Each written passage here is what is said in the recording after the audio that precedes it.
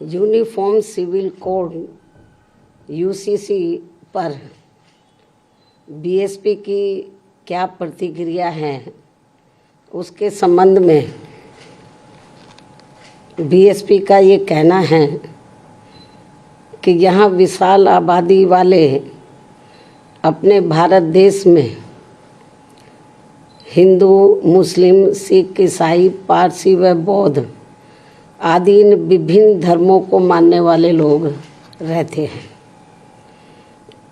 जिनके हर मामले में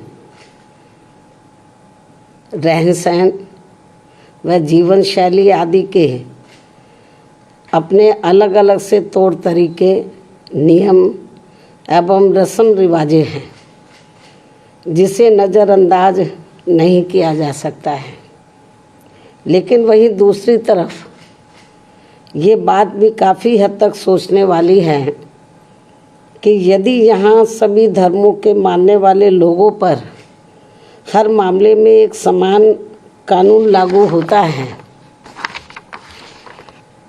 तो उससे देश कमज़ोर नहीं बल्कि मजबूत ही होगा। साथ ही लोगों में आपसी सांप्रदायिक सद्भाव व भाईचारा आदि भी पैदा होगा। ये बात भी कई हद तक सही है, जिसे खास ध्यान में रखकर ही भारतीय संविधान की धारा 44 में समान सिविल संहिता यानी कि यूनिफॉर्म सिविल कोड यूसीसी को बनाने पर प्रयास वर्णित है, उसका जिक्र किया गया है। लेकिन इसे जबरन थोपने का प्रावधान बाबा साहब डॉक्टर भीमराव अंबेडकर के संविधान में निहित नहीं है और इसके लिए जागरूकता व आम सहमति को श्रेष्ठ माना गया है, जिस पर अमल न करके अब इसकी आड़ में संकीर्ण स्वार्थ की राजनीति करना देश हित में सही नहीं है, जो इस समय की जा रही है। क्योंकि संविधान की धारा 44 में तो समान सिविल संहिता बनाने का प्रयास तो वर्णित है, लेकिन इसे थोपने का नहीं। इसलिए इन सब बातों को खास ध्यान में रखकर ही तब फिर बीजेपी को देश में यूसीसी को लागू करने के लिए कोई कदम उठाना चाहिए था। इसके साथ ही यहाँ मैं ये भी कहना चाहूँगी कि हमारी पार्टी समान सिविल संहिता यानी कि यूसीसी को लागू करने के विरुद्ध नहीं है, बल्कि भाजपा व इनकी सरकार के इसको देश में लागू करने के तौर तरीकों से सहमत नहीं है।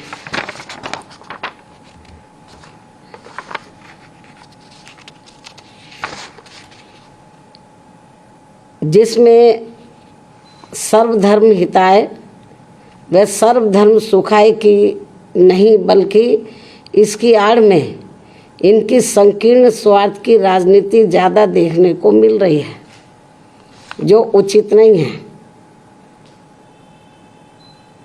जबकि इससे ऊपर उठकर तब सरकार को इसे लागू करना चाहिए तथा ना ही इसमें कोई धार्मिक पक्षपात होना चाहिए। और यदि भाजपा सरकार ऐसा कुछ करती है तो तब फिर हमारी पार्टी इस मामले में अपना कोई सकारात्मक रुख अपनाएगी, वरना हमारी पार्टी इसका विरोध करेगी। जबकि देश व जनहित में सही तो ये होगा कि इस समय सरकार को अति महंगाई, गरीबी, बेरोजगारी तथा शिक्षा, स्वास्थ्य, सुख, शांति, समृद्धि जैसी बुनियादी ज़रूरतों के अभाव से त्रस्त व पीड़ित करोड़ों मेहनतकश व मजलूम देशवासियों के दुख दर्द पर से ध्यान बांटने में समय, संसाधन व ऊर्जा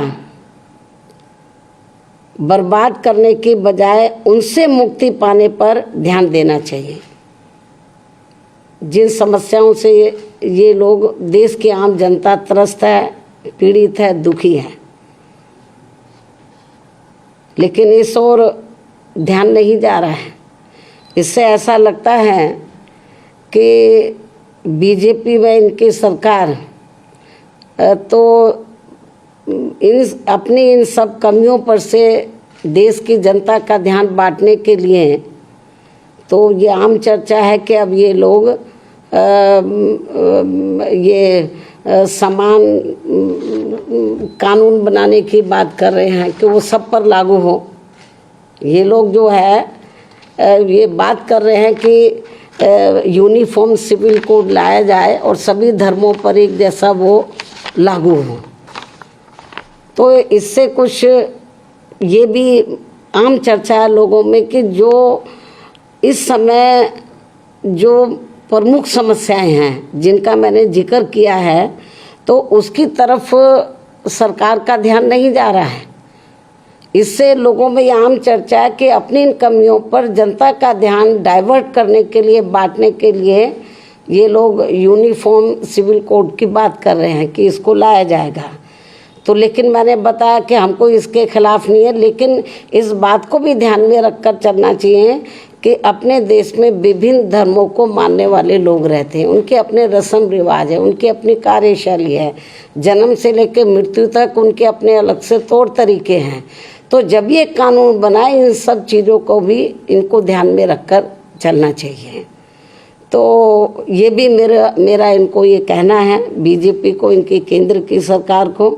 इस खास सलाह के साथ ही अब मैं अपनी बात यहीं समाप्त करती हूँ। धन्यवाद। जय भीम व जय भारत।